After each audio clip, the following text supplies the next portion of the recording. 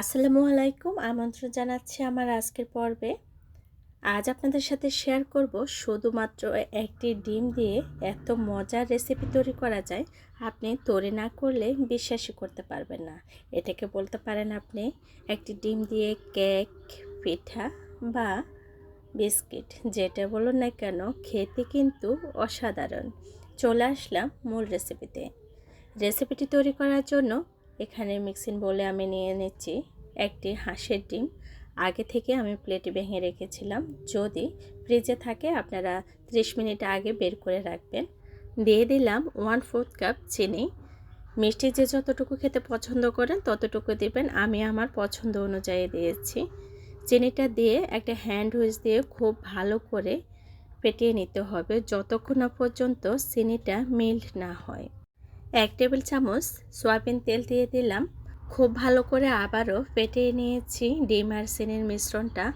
1 teaspoon baking powder দিয়ে আবারও আমি মিশিয়ে নিচ্ছি। বেকিং পাউডারটা আগে দেওয়ার চেষ্টা করবেন। এখন দিয়ে দিচ্ছি আমি 1 কাপ আটা। 1 কাপের একটু কমে দিলাম, সামান্য পরিমাণ রেখে দিয়েছি।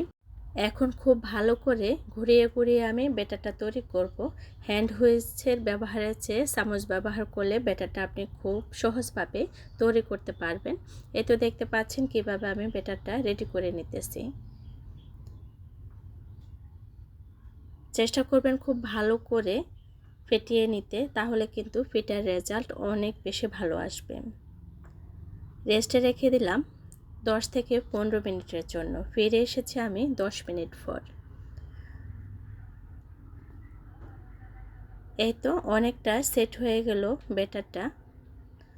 আপনারা দেখে নিশ্চয়ই বুঝতে পারছেন ব্যাটারটা কতটা ঘনত্ব রেখেছি। রেস্টে রাখার পর আবারও ভালো করে আমি ঢাকনা উঠিয়ে ভালো করে ফেটিয়ে নিয়েছি। হাতের মধ্যে সামান্য পরিমাণ তেল লাগিয়ে নিয়েছি। এখন একটু একটু করে ব্যাটার নিয়ে আমি পিঠাগুলা তৈরি করে নেব। আসলে এটাকে পিঠা বললে ভুল হবে। আপনি কেক, বিস্কিট যেটা বলুন না কেন, বাজারে কেনা কেকের চেয়েও দ্বিগুণ মজা হয়। একবার হলো বাসায় ট্রাই করবেন। এখানে আমি সরাসরি তেলের মধ্যে দিয়েছি। তেলটা আমি আগে থেকে একটু গরম করে নিয়েছি। এখন একটা একটা করে পিঠা দিয়ে দিলাম আমি তেলের মধ্যে। তবে এই কেক পিঠাগুলা যদি আপনারা প্লেটের মধ্যে রেখে দেন তাহলে কিন্তু প্লেটের মধ্যে লেগে যাবে, আপনার আবার নতুন করে বানিয়ে নিতে হবে। সেজন্য সরাসরি তেলের মধ্যে যদি ছেড়ে দেন তাহলে কিন্তু অনেকটা সুবিধা হয়। প্রথমে হাই ফ্লেমে আমি ফ্রাই প্যানটা দিয়েছি। এখন মিডিয়াম টু লো ফ্লেমে রেখে পিঠাগুলো আমি ভেজে নেব। এই কেক পিঠাটা আপনারা তৈরি করে বাসায় 1 সপ্তাহ জুড়ে রেখে দিতে পারেন কোনো এয়ারটাইট বক্সে ভরে।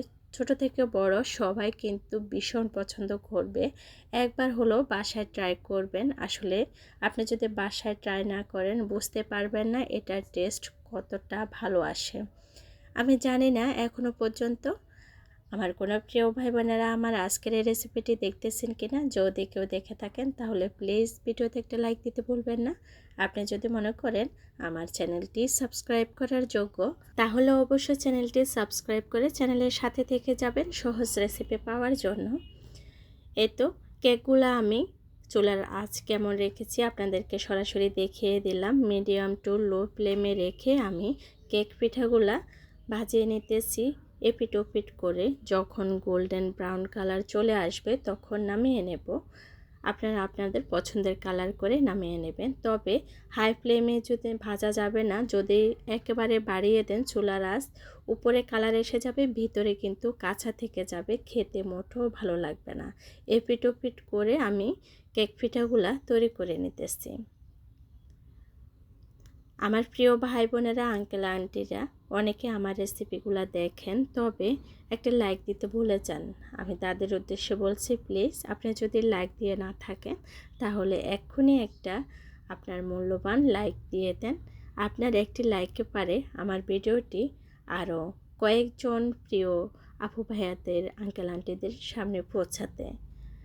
যাই হোক, পিঠাগুলো কিন্তু আমার ভাজা হয়ে গেল। এখন আমি তুলে নেব। আপনারা চাইলে কালারটা আরও একটু গাঢ় করতে পারেন, তবে আমার পছন্দের কালারটা করে আমি নামিয়ে নিয়েছি। ভিতরটা একেবারে পারফেক্টভাবে কুক হলো। সবগুলা পিঠা কিন্তু আমি নামিয়ে নিচ্ছি। একবার হলো বাসায় ট্রাই করবেন। অবশ্যই আপনাদের মূল্যবান মতামত জানাতে কিন্তু ভুলবেন না। রেসিপি সম্বন্ধে যদি কোনো কিছু জানার থাকে কমেন্ট বক্সে জানাবেন, আমি রিপ্লাই দেওয়ার চেষ্টা করব। এই তো চলে আসলাম কেক পিঠা নিয়ে। কতটা পারফেক্ট আর লোভনীয় হলো সেটা আপনারা দেখে নিশ্চয় বুঝতে পারছেন।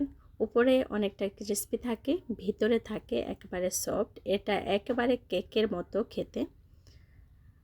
আপনাদের বোঝার সুবিধার্থে একটা পিঠা আমি ভেঙেও দেখিয়ে দিতেছি কতটা পারফেক্ট আর লোভনীয় হলো। দেখে নিশ্চয় বুঝতে পারছেন কতটা পারফেক্ট হলো। দেখুন একেবারে কেকের মতো সফট হয়েছে। আজ এ পর্যন্ত। সবাই ভালো থাকবেন, সুস্থ থাকবেন। পরবর্তী রেসিপি দেখার আমন্ত্রণ জানিয়ে এখানে বিদায় নিচ্ছি। Thanks for watching.